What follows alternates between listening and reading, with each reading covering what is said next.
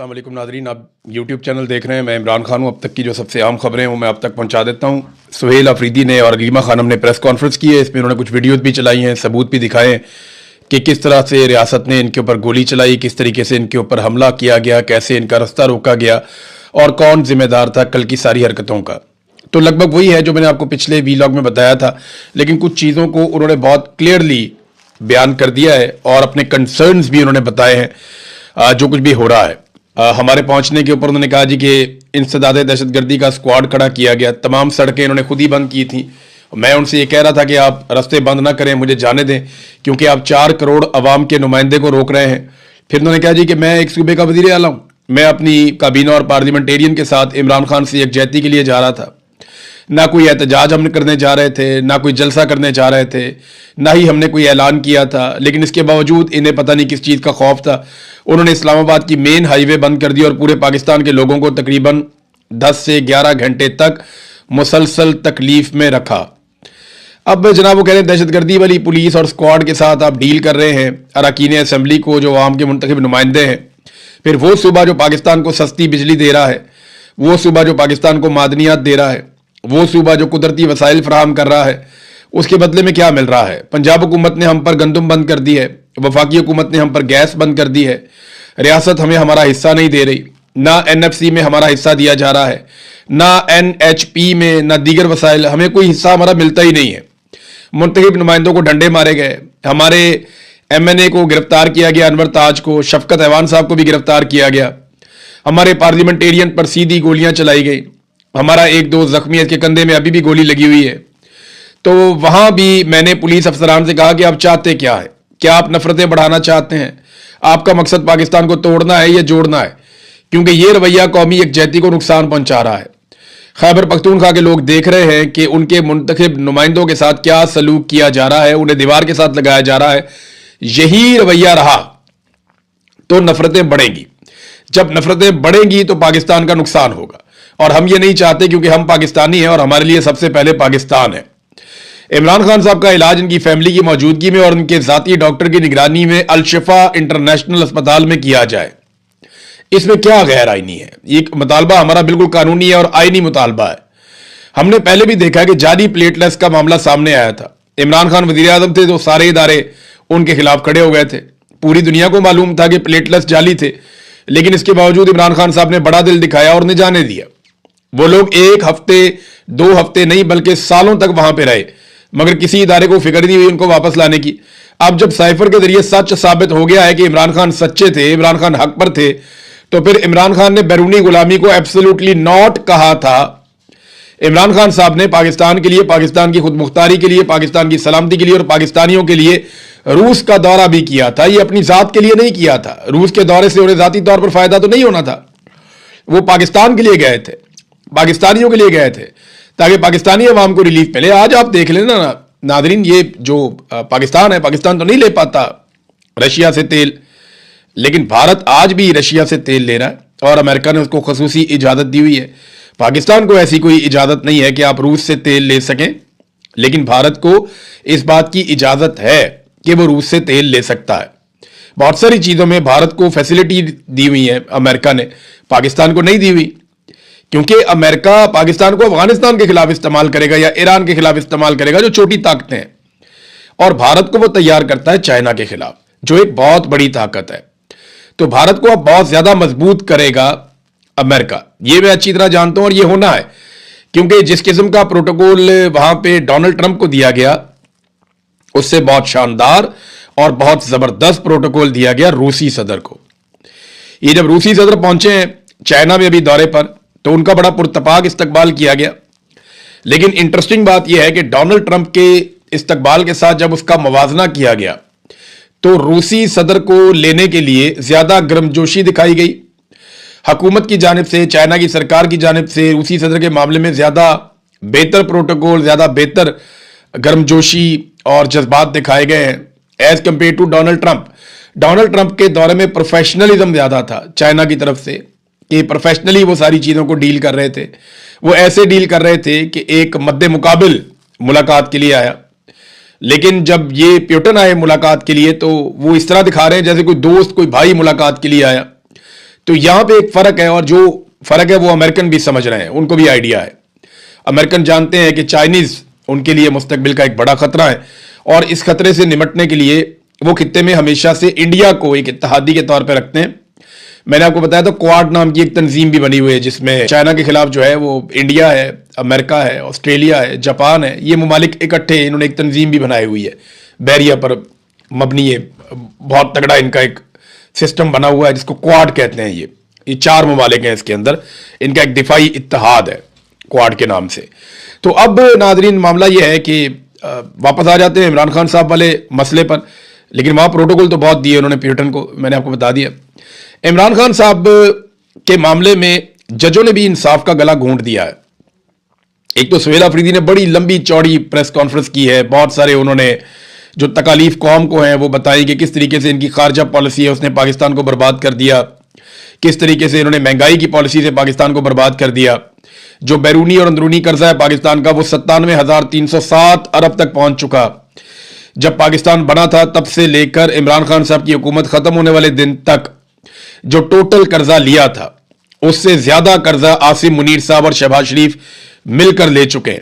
یعنی عاصم منیر اور شہباز شریف نے اتنا قرضہ لیا ہے کہ پاکستان کے سارے سابق وزیر اعظم اور آرمی چیف مل کر نہیں لے سکے. ایک طرف آپ پاکستان کے سارے سابق آرمی چیف، سارے ڈکٹیٹر اور سارے آپ وزیر اعظم رکھتے ہیں ایک طرف، اور ان سب کا قرضہ ان کے ساتھ رکھ دیں، تو دوسری طرف عاصم منیر اور شہباز شریف کو آپ رکھ دیں اور ان کا قرضہ رکھیں تو ان کا قرضہ جیت جائے گا. ان کا وزن زیادہ ہے، ان کا پلڑا جھک جائے گا، اس لیے کہ انہوں نے زیادہ قرضہ پاکستان کے اوپر چڑھایا ہے. بہرحال لاقانونیت کا انہوں نے بتایا جی لاقانونیت بہت زیادہ بڑھ گئی ہے، نہ صحافی محفوظ ہیں، نہ وکلا، نہ سیاستدان. ججز خود خطوط لکھتے ہیں، اور جو جج خطوط لکھتے ہیں ان کو پھر ٹرانسفر کر دیا جاتا ہے. عدلیہ کو تو مفلوج کر دیا. عدلیہ کی حالت یہ ہے کہ عمران خان صاحب سے ملاقاتیں بند ہیں، کئی مہینے ہو گئے. بشرا بی بی کی ملاقاتیں بند ہیں، کئی مہینے ہو گئے. اور آج جسٹس ڈوگر نے ایک بہت عجیب کام کیا اسلام آباد ہائی کورٹ میں. عمران خان کے دستخط شدہ وکالت نامے نہیں ہیں تو یہ عدالت کا مسئلہ نہیں ہے. یعنی وہ وکیل بیچارہ کھڑا ہو کے کہہ رہا ہے کہ جناب ہم نے وکالت نامے پر عمران خان صاحب کے دستخط کروانے ہیں تاکہ ہم قانونی طور پر آ کر پیش ہو سکیں. یعنی عمران خان ایک جیتا جاگتا انسان ہے، وہ جیل کے اندر موجود ہے، سب کو دستیاب ہے.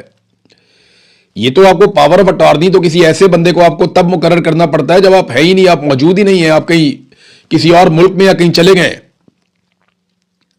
یعنی نواز شریف جب پاکستان سے باہر تھا اس کو پاور آف اٹارنی کی ضرورت پڑ سکتی تھی، لیکن عمران خان کو تو کوئی ضرورت نہیں ہے، وہ تو جیل میں ہے 2 قدم پہ، اور وہ جج صاحب کی قید میں ہے، جسٹس ڈوگر کی قید میں ہے اس وقت. ویسے تو وہ عاصم منیر صاحب کی قید میں ہے، لیکن قانونی نقطہ نظر سے جو کتابوں میں لکھا ہے اور جو کاغذوں کے مطابق تو وہ ڈوگر صاحب کی عدالت کی قید میں ہے. تو اب معاملہ یہ ہے کہ ڈوگر صاحب دستخط ہی نہیں کروا رہے. وہ یہ کہتے ہیں یہ ہمارا مسئلہ ہی نہیں ہے دستخط کا. یہ آپ کا مسئلہ نہیں ہے تو پھر کس کا مسئلہ ہے؟ ویسے تو یہ سب کو پتا ہے مسئلہ تو ایک ہی آدمی کا ہے جس نے استثنا بھی لیا ہوا ہے، ایکسٹینشن بھی لی ہوئی ہے، رات کو نیند بھی نہیں آتی، سکون بھی نہیں ہے، چین بھی نہیں ہے. تو مسئلہ تو ادھر ہے، یہ سب جانتے ہیں کہ خوف اور مسئلہ سارا ادھر ہے. لیکن ڈوگر صاحب نے جو کر دیا ہے نا، انہوں نے ریکارڈ توڑ دیا. جسٹس منیر کی روح کو سکون ملتا ہوگا کہ یار میرا تو شکر ہے جان چھوٹی. ماضی میں مثال دی جاتی تھی جسٹس منیر جسٹس منیر، اب کم سے کم جسٹس منیر کی مثال نہیں دی جائے گی. اب جسٹس قاضی فائدی صاحب، جسٹس یحییٰ افریدی، جسٹس عامر، یہ جو پہلے تھے یہاں پہ اسلام آباد ہائی کورٹ میں چیف جسٹس تھے، اور بہت سارے جج ہیں جنہوں نے بڑے کارنامے کیے، ان میں ایک جسٹس ڈوگر بھی ہیں. تو جناب دلائل کیسے دے وکیل وہاں پہ؟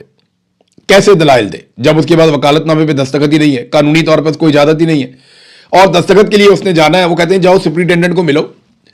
بشرا بی بی کی فیملی نے ملاقاتوں کے لیے مقدمہ کیا ہوا تھا عدالت میں کیس، عدالت نے وہ بھی مسترد کر دیا.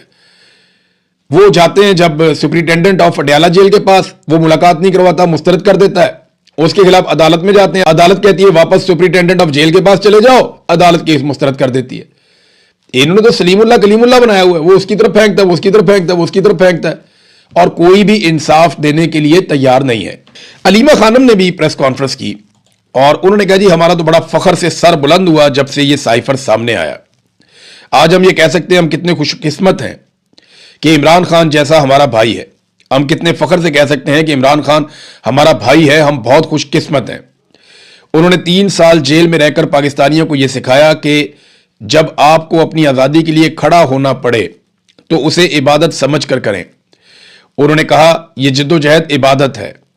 اور میری بہن جب پچھلی دفعہ ان سے ملنے گئی تو انہوں نے صاف الفاظ میں اسے کہا تھا کہ آزادی یا موت. وہ آپ لوگوں کے لیے ایک مثال قائم کر رہے ہیں, وہ خود مثال بنے ہوئے ہیں کہ آزادی کتنی قیمتی چیز ہے. اگر آپ آزاد نہیں ہیں تو غلامی سے بہتر موت ہے. یہی پیغام وہ اپنی ذات کو مثال بنا کر دے رہے ہیں. ہمیں ان پر فخر ہے جو سائفر سامنے آیا. میں ہر پاکستانی سے کہوں گی اسے غور سے پڑھیں. ہمیں بھی اس کی تفصیلات معلوم نہیں تھیں. ہمیں تو صرف وہ ایک پیراگراف معلوم تھا جو عمران خان نے عدالت میں بھی کہا اور میڈیا پر بھی بیان کیا. لیکن جب ہم نے پورا سائفر پڑھا تو میں کہوں گی کہ اگر پہلے ہمارا سر فخر سے بلند تھا تو اب آسمان تک پہنچ گیا ہے. پاکستان کا کتنا عظیم لیڈر ہے. دنیا کہاں ایسا لیڈر دیکھے گی جس کا سائفر ہی اس کی گواہی دے رہا ہے. یعنی عمران خان صاحب نے جو 4 سال پہلے کہا وہ گواہی سامنے آ گئی. جرنیلوں نے جو بیٹھ کے ٹی وی کے اوپر کہا یا نیشنل میڈیا کے اوپر جرنیلوں نے جو کہانیاں سنائی وہ ساری جھوٹی ثابت ہوگی. اور مزے کی بات آپ یہ دیکھیں کہ کوئی بھی میڈیا اس کے اوپر بات ہی نہیں کر رہا. کوئی نہیں پوچھ رہا کہ جنرل باجوہ نے جھوٹ کیوں بولا, جنرل بابر افتخار نے جھوٹ کیوں بولا, جنرل ندیم انجم نے یہ ساری چیزیں کیوں کی, یہ لوگ جھوٹ کیوں بول رہے تھے, D G I S P R نے جھوٹ کیوں بولا. یہ جرنیل اور یہ سیاستدان سارے جھوٹ بول رہے تھے سائفر کے معاملے پر, قوم کو گمراہ کر رہے تھے. پاکستان کا میڈیا انہیں اکاؤنٹیبل نہیں کر رہا. سہیل آفریدی نے ایسے انگلی اٹھائی پولیس والے کی طرف. اب یہاں میں اب برطانیہ میں ہوں, آپ کے پاس جو قانون چلتا ہے وہ یہیں سے آپ نے ڈرائیو کیا ہوا ہے نا. ہیومن رائٹس کو بھی آپ یہیں سے سیکھتے ہیں, یورپ سے, برطانیہ سے. یہاں جو مرضی چھوٹا سا بچہ نکلتا ہے نکل کے پولیس والے کو ایسے کرتا ہے. اگر پولیس والا ٹھیک کام نہیں کر رہا یہ 1 سیکنڈ کے اندر سیدھے ہو جاتے ہیں. اور یہاں پہ پولیس کو اسپیشلی تربیت دی جاتی ہے کہ انہوں نے ہولڈ کرنا ہے, اپنے آپ کو برداشت کرنا ہے, کیونکہ وہ لوگوں کے سرونٹ ہیں, ملازم ہیں. وہاں پولیس کو تربیت دی جاتی ہے کہ مارو, ڈنڈے کٹو, طاقتور کے سامنے آپ نے سر جھکا دینا ہے, اسٹیبلشمنٹ جس کے خلاف ہے اس کو آپ نے تباہ و برباد کر دینا ہے. وہاں تو پولیس کی یہ تربیت ہے. یہاں جو ہے وہ آپ دیکھ لیں, ہر آدمی برابر ہے ان کی نظر میں. آپ کے ساتھ کوئی زیادتی کرے آپ کھڑے ہو کے وہیں پہ پن پوائنٹ کر سکتے ہیں, آپ ڈانٹ سکتے ہیں, آپ کے پاس یہ اختیار ہے, آپ سوال کر سکتے ہیں. یہاں پولیس سے کرنا ہے, آرمی چیف سے کرنا ہے, وزیر اعظم سے کرنا ہے, جو آپ کے ہتھے چڑھ جائے آپ سوال کریں, کوئی آپ کے اوپر کیس نہیں بنے گا, کوئی آپ کو کچھ نہیں کہہ سکتا. نہیں سمجھ آتی ان کا قانون گوگل کر کے دیکھ لیں, ان کو تحفظ ہے ہر چیز کا, آزادی اظہار رائے میں. تو حمزہ شہباز نے بھی تو انگلی اٹھائی تھی ایسے کر کے پولیس والے پہ, اس انگلی کا کبھی کسی نے تذکرہ نہیں کیا. اور بھی بہت لوگ ہیں, شہباز شریف کی بھی انگل ہوتی تھی, وہ بھی اٹھاتا تھا, کبھی کسی نے تذکرہ نہیں کیا. مریم نواز بطور ملزمہ جاتی تھی تو پولیس والے ان کو سلوٹ مارتے تھے, زمین سے چیزیں اٹھا کے دیتے تھے, اس کو بھی کسی نے کبھی تذکرہ نہیں کیا, رولا نہیں ڈالا. تو یہاں پہ وہ پولیس والے کو کہہ رہا ہے کہ کیا تم ملک توڑنا چاہتے ہو, نفرت کیوں بڑھا رہے ہو, تو اس کے اوپر رولا ڈال دیا. انہیں گولیاں لگی ہے اس کے اوپر کوئی نہیں پوچھ رہا, انہوں نے انگلی کے ساتھ اشارہ کر کے اپنی آواز اٹھائی ہے تو کہہ رہے جی انگلی کیوں اٹھائی ہے. حد نہیں ہو گیا ویسے پاکستان میں, حد ہی ہو گئی ویسے. ہیومن رائٹس تو بالکل پاکستان میں ختم ہی ہو گئے ہیں, اور حالات پاکستان کے بد سے بدترین ہوتے چلے جا رہے ہیں, کیونکہ ایک کے بعد ایک ریکارڈ موجودہ حکمران توڑ رہے ہیں. مثال کے طور پہ یہ آپ دیکھیے, عاصم منیر اور شہباز شریف صاحب نے, میں نے آپ کو بتایا, قرضے کا ریکارڈ تو لے لیا. اب یہ اگلی خبر لیں آپ. پچھلے سال کی نسبت اس سال جو پاکستان میں غیر ملکی سرمایہ کاری آئی ہے وہ 46 گنا کم ہے. 46% نہیں کہہ رہا میں, 46 گنا کہہ رہا ہوں میں, 46 ٹائمز. یعنی جو پچھلے سال سرمایہ کاری آئی تھی اس کو ضرب دے دیں 46 سے, تو اتنی کم سرمایہ کاری اس سال پہلے 10 مہینوں میں آئی ہے. کیوں پتہ ہے؟ کام ہی کوئی نہیں ہو رہا پاکستان میں. جو ظلم, بربریت, فسطائیت, عدالتیں بھی یرغمال, سارا سسٹم انہوں نے ایسا قابو کیا کہ کوئی اس سسٹم کے اندر پیسے لگانا ہی نہیں چاہتا. لوگ الٹا پیسے نکال نکال کر لے کر جا رہے ہیں. اچھا, جو 2025 میں تھی وہ 2024 سے کم تھی, جو 2024 میں تھی وہ اس سے پہلے سے کم تھی. تو یہ لگاتار گراوٹ آ رہی ہے. انہوں نے 50 سال کے سارے ریکارڈ توڑ دیے ہیں کم ترین سرمایہ کاری کے, اور غیر ملکی سرمایہ کاری تو اب نہ ہونے کے برابر ہے. میڈیا یہ باتیں آپ کو نہیں دکھاتا. کیوں نہیں دکھاتا؟ اس لیے کہ وفاقی حکومت نے الیکٹرانک اور پرنٹ میڈیا کو 9.5 ارب روپے کے اشتہارات دے دیے. 950 کروڑ میڈیا میں بانٹ دیا انہوں نے. یہ وہ پیسہ ہے جو سیدھا سیدھا بانٹ دیا.